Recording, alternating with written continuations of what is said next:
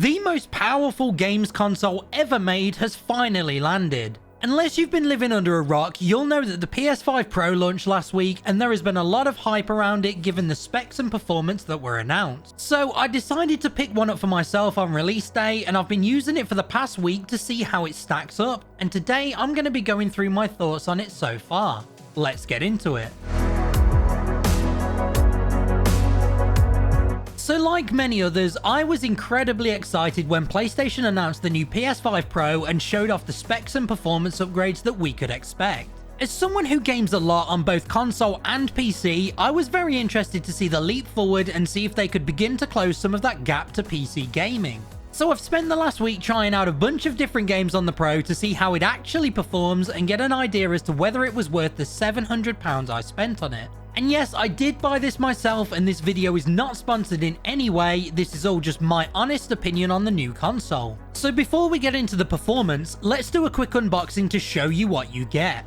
Opening up the box, on the top we have the DualSense controller. This of course is the same controller as you get with the base PS5 and hasn't changed in any way. Then we also have the power cable, HDMI cable, and USB-C charging cable. Then underneath that we have the console itself. You may not agree with me, but I genuinely think this is the best looking console that we have ever seen. I like that the overall design is quite similar to the slim version of the console, but they went with the matte finish on the plates like the original PS5 rather than the glossy on the slim. I also really like the way they break it up with these black fins in the middle.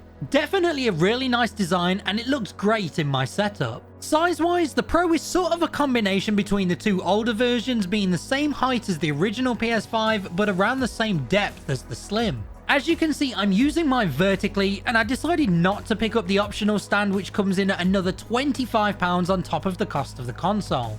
I'm not sure why they don't just include this in the box like they did with the original PS5, but if you want to have it horizontally instead, they do include these little stands to keep your console level.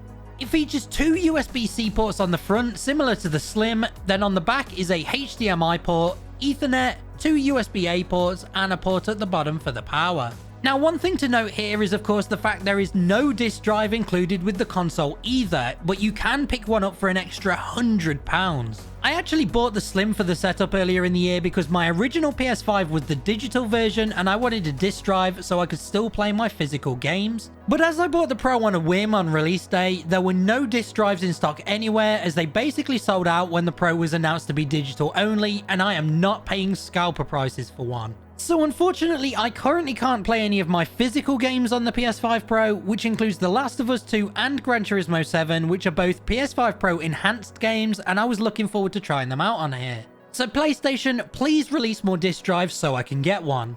Okay, so Future Johnny here. I feel like some of you might have been screaming this at your screens already, but it suddenly dawned on me, I do have a disc drive. It's right here. The disc drive from the PS5 Slim is the same as the one for the Pro, so all I needed to do was remove it from my Slim and attach it to the Pro instead. And voila, now I can play my physical games on here as well. So back to the video. Now let's take a look at the specs this Pro is packing, as this is what generated so much hype around the launch. It features the same 8-core 16-thread AMD Zen 2 CPU and 16 gigs of GDDR6 memory, as well as 2 GB of DDR5 RAM. The headline upgrade for the Pro was the new increase in GPU capabilities, with the new console featuring 16.7 teraflops compared to 10.28 on the base PS5. That's a 67% increase in GPU computing power, giving the Pro the ability to handle much more graphically demanding games at a higher refresh rate. This is also complemented by the PS5 Pro's advanced ray tracing features, allowing it to render realistic lighting, reflections and shadows, and we'll take a deeper look at that in a bit. Then the other big feature is the new PlayStation Spectral Super Resolution, or PSSR upscaling, which basically uses AI to take lower resolution images and fill in the gaps to upscale it into a higher resolution. The result is super crisp and clear images that are able to run at a much higher refresh rate than native 4K. Speaking of resolution, the Pro is also able to run games in up to 8K as well. Although currently only Gran Turismo supports 8K, and of course you need to have an 8K TV, which the majority of people still don't. Finally, another bonus with the Pro is the fact it now comes with 2TB of built-in storage rather than 1TB previously, which massively limited the amount of games you could have on your console, especially if you were a Call of Duty player. You can of course still install your own M.2 SSD for extra storage as well. So the specs and features are pretty impressive, but how does that actually translate into performance in games? Well, I've spent the last week playing a bunch of different games to test it out, and I'm just going to say right now, I've been very impressed so far. PlayStation has already released a list of all the PS5 Pro Enhanced games at launch, and it's a very impressive list already. Lots of great games like Call of Duty, The Last of Us, the Spider-Man games, the Horizon games, God of War, Star Wars Outlaws, and many other big names have already had Pro patches, which is awesome to see. So the first game I wanted to test out is the recently released Horizon Zero Dawn remaster. This is one of my favorite game series, so seeing Zero Dawn get a remaster to Forbidden West levels got me very excited, and playing this on the PS5 Pro is even better than I could have imagined. You get two new graphics modes, Resolution Pro and Performance Pro. Resolution Pro runs at a lower 30 FPS with super high resolution and detail to give you this magnificent experience in what was already a visually stunning game. But switching over to Performance Pro mode, the game targets a much smoother 60 FPS, but thanks to PSSR it maintains that stunning resolution. And honestly, it is really difficult to notice any difference between the two in terms of graphics quality. The game looks absolutely beautiful in both modes, but the super smooth FPS boost in Performance mode is really noticeable and makes the game flow even better. The remaster already added some big lighting upgrades, but with the new ray trace lighting effects, everything looks so much more realistic. I'm really looking forward to playing my way through the rest of this game again on the Pro. Next up, I decided to test God of War Ragnarok. I absolutely love the God of War games, and I was actually playing through this for the first time when the Pro dropped, so again, I was really excited to give this a try. We have a new graphics mode called PS5 Pro Enhanced, which is the default mode when playing on the Pro, and this targets 60 FPS while maintaining the beautiful graphics you get in the quality mode. And again, this takes an already beautiful game and takes it to another level. The scenery is absolutely gorgeous, and the boost in frame rate makes it flow really nicely, and the lighting is noticeably better, which adds to the beauty of the game. The same can be said for The Last of Us 2 Remastered.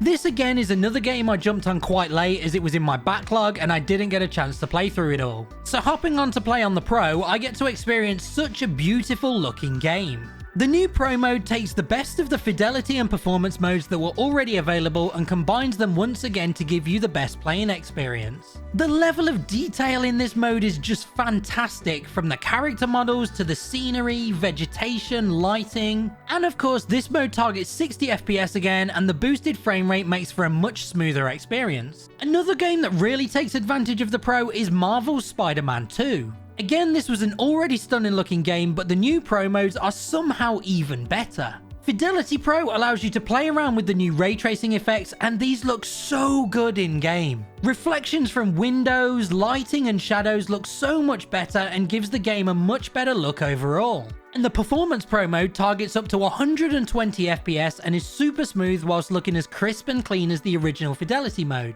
Honestly, I loved playing these games before on the base PS5, but on the Pro, the experience overall is so much better. And the improvements aren't just limited to PS5 games. The Pro has an additional feature to help boost the image quality of PS4 games as well.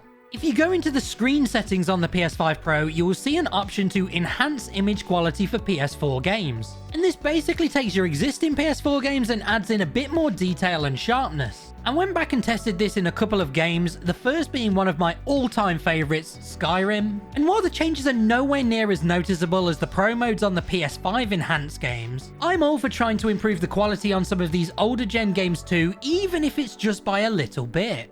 I also jumped into some God of War, and again, the changes aren't massively noticeable, but it definitely does feel like the image is a little sharper than it was before. So overall then, is the PS5 Pro worth picking up? Well, one of the big things when it was first announced was of course the pricing.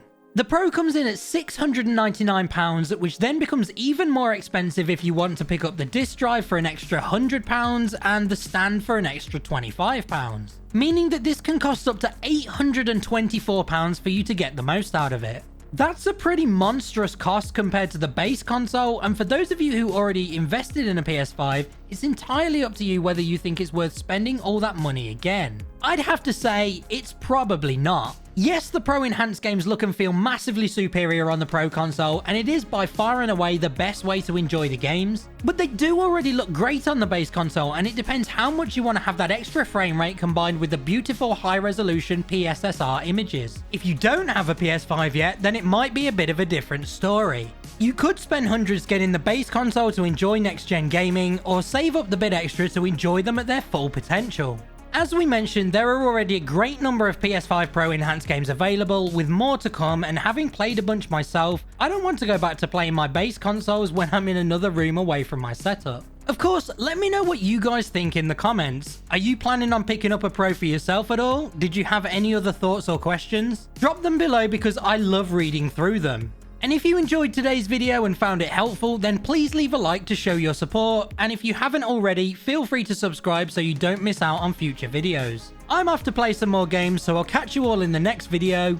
See you later.